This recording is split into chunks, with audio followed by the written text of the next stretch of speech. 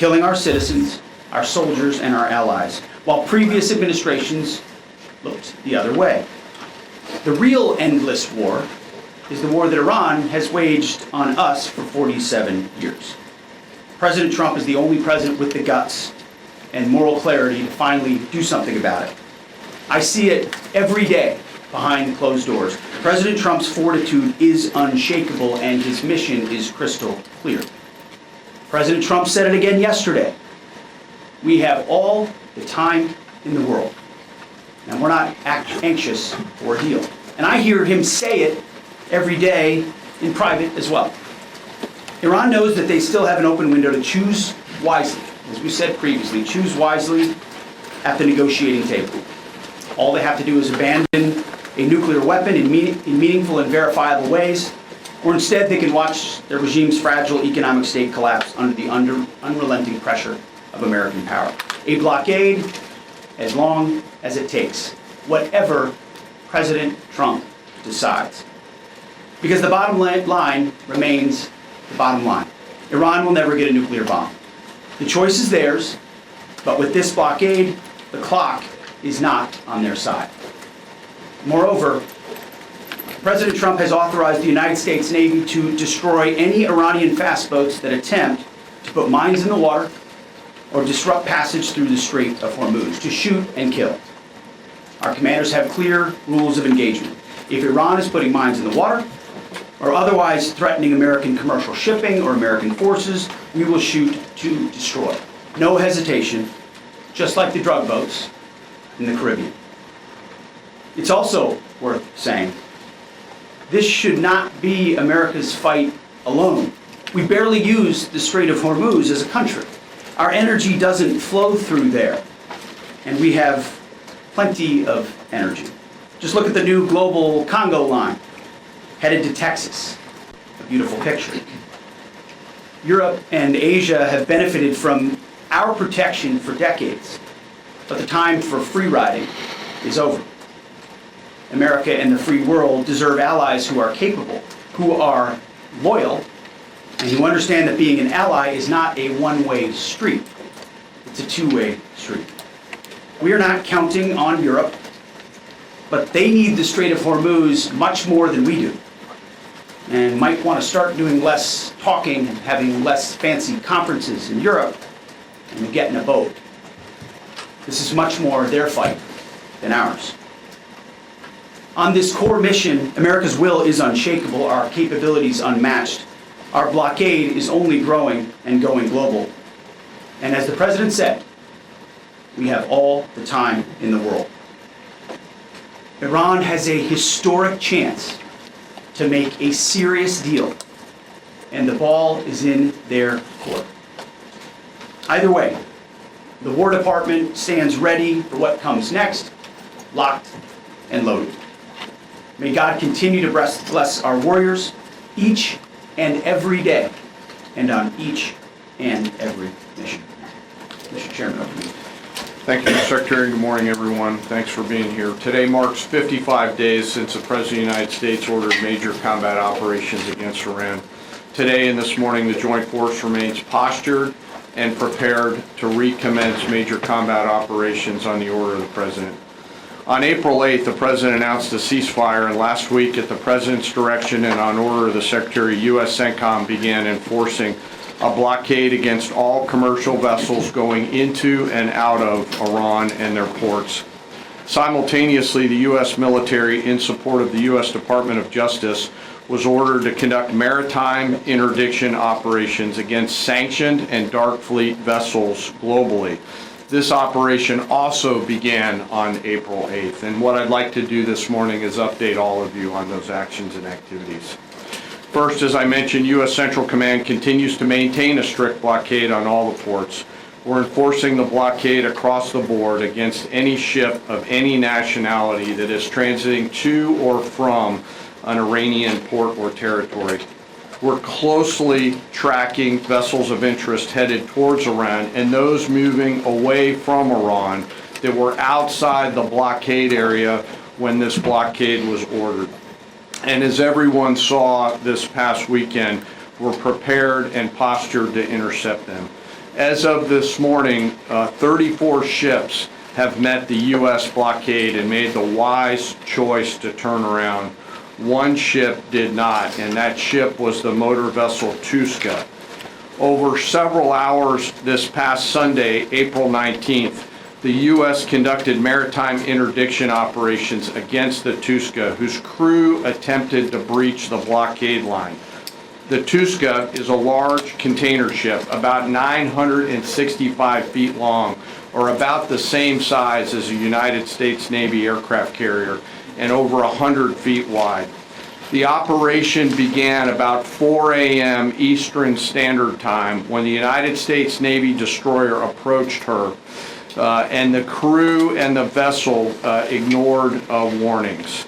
And I've described how the destroyer force is operating in the area prior.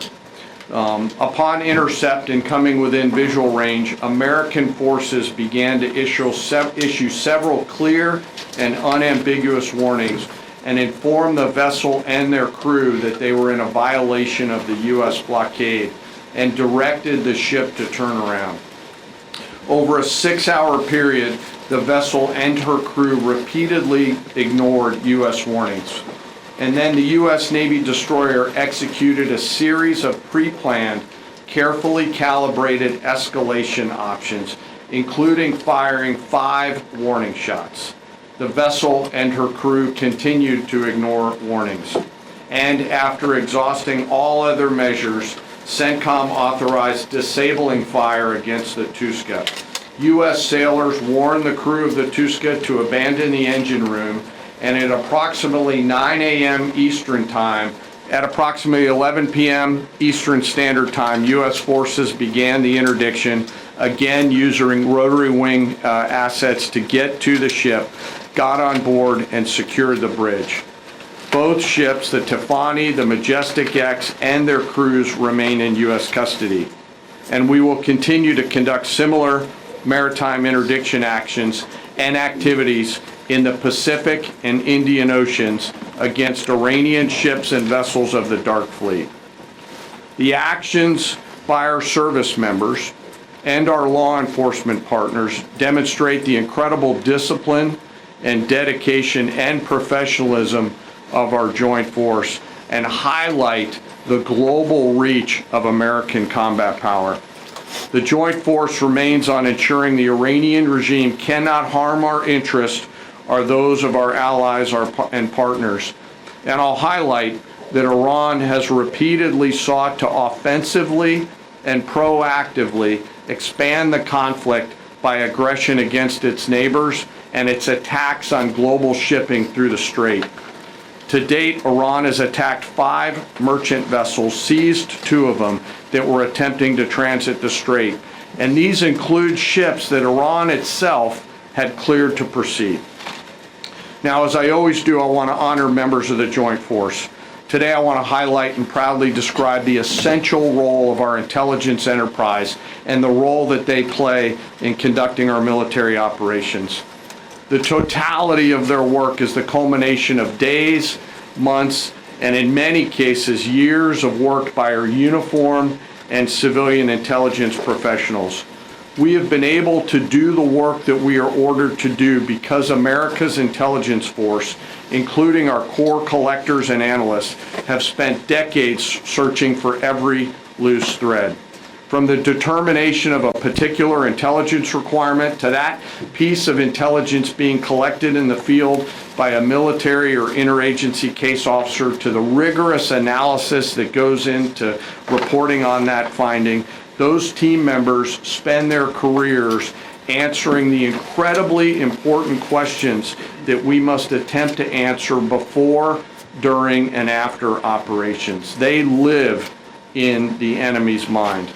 Normally located behind the green door or behind the vault door in dark, windowless rooms across the world, 24 hours a day, 7 days a week, 365 days a year, are world-class intel members from DIA, our service intelligence components, NSA, NGA, CIA, NRO, and in the case of the operations that I've just described, the Office of Naval Intelligence, all work tirelessly to sift through the mountains of collected information using tools, tactics, techniques, and procedures that I'm not going to discuss today. The sun never sets on these world-class professionals, and their goal is every minute of every day to be on the account. And they know the enemy. They know their combat capability, their weapons, their industrial and economic systems, and they know their leaders' pattern of life, where they go, what they think, and what they do. Thanks to their work, we know Iran, and it is an incredible work that they do. Again, none of our operations that we've conducted during my time in this job could have been done without the service of these intelligence professionals. And the distance from those core collectors and those analysts to those Patriot crews who are defending U.S. forces forward or the fighter pilots is incredibly small. Every single day, as their mottos say, they are committed to excellence in the defense of the nation and to securing the future, and they're doing the work of the nation. Before I close, as I do every time, I want to highlight and remember our fallen. Today, I want to highlight the 63 victims of the terrorist bombing of the U.S. Embassy in Beirut, which occurred 43 years ago, just a few days ago, on April 18, 1983. At that time, this was the deadliest attack on a U.S. diplomatic mission, and this was the first attack conducted by Iranian-backed forces on Americans. The suicide bomber detonated a vehicle-borne improvised explosive device out in front of the embassy, killing 63 innocent people, including 32 Lebanese, 14 visitors, and 17 Americans. And among those lost, members of the Joint Force to include 3 Army soldiers and 1 United States Marine. We remember their names: Sergeant First Class Richard Twine, Staff Sergeant Ben Maxwell, Staff Sergeant Mark Salazar, and United States Marine Corporal Vincent McMaw. Today we remember them.